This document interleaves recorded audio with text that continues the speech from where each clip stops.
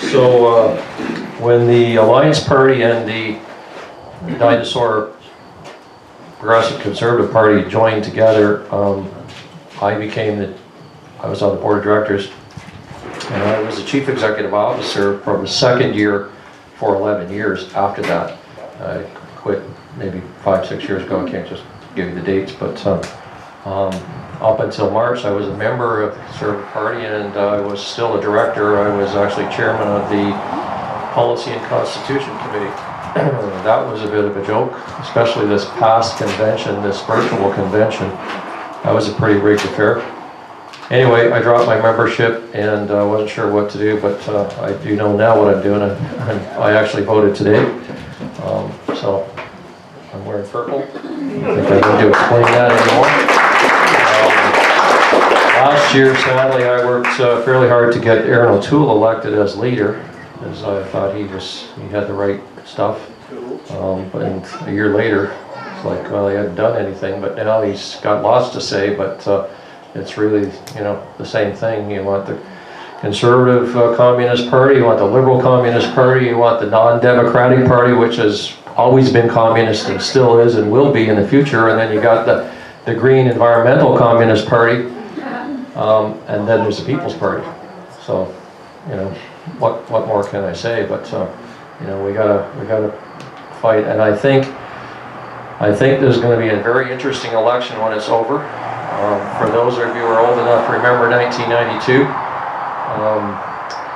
David Peterson was a fairly well-liked guy. He was a Liberal, he was the Premier of Ontario, he had a minority government, and he thought that he should have a majority, so he called a vanity election just like we got. Very different then.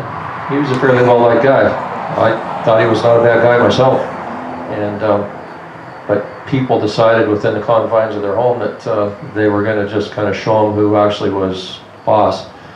So the day after the election, everybody was shaking their head like what happened, because everybody had decided. The Conservative Party had a kind of I don't even remember who was running, but it wasn't a great candidate, so people decided they'd vote NDP. And we had an NDP government, and no one really figured out how that happened. I only ever talked to 2 people that ever admitted to voting NDP. So this time around it's a different story. We have Mr. Vanity himself, and he's decided that he needs a majority government, and he thought he could do it. And but things are different this time. Nobody likes Mr. Vanity. Even Liberals don't like Mr. Vanity. Lots of Liberals have been voting Conservative since he became the leader of the party and the Prime Minister.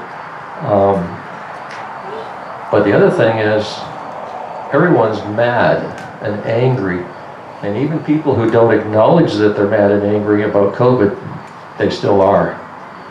I know I am, and I know it.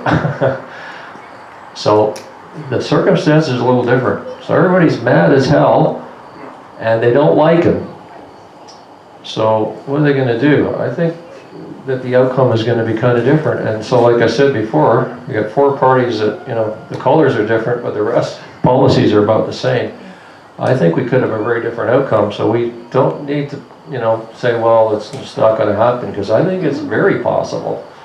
And I think the fact that everybody's doing their very, very best to not, acknowledge that there's a people party or that there's candidates. I was on CKNX today, and there was a little report about an all-candidates meeting on agriculture, and I guess the candidate in Huron, Bruce, wasn't able to be at the meeting. His name was mentioned, but there was no acknowledgement that he was with a party. There was another person who was running as an independent, and they said, so-and-so independent. The last person they mentioned was the People's candidate, but they never acknowledged the party. And I thought, well, maybe that's so I Googled it. Yeah, that's the People's Party candidate. So didn't they acknowledge that he's a People's Party candidate? So no press whatsoever on that one. Although, fortunately, he wasn't at the meeting. But anyways, I think that's very common, and we're getting groups are coming out to talk about strategic voting, because they know that things are happening.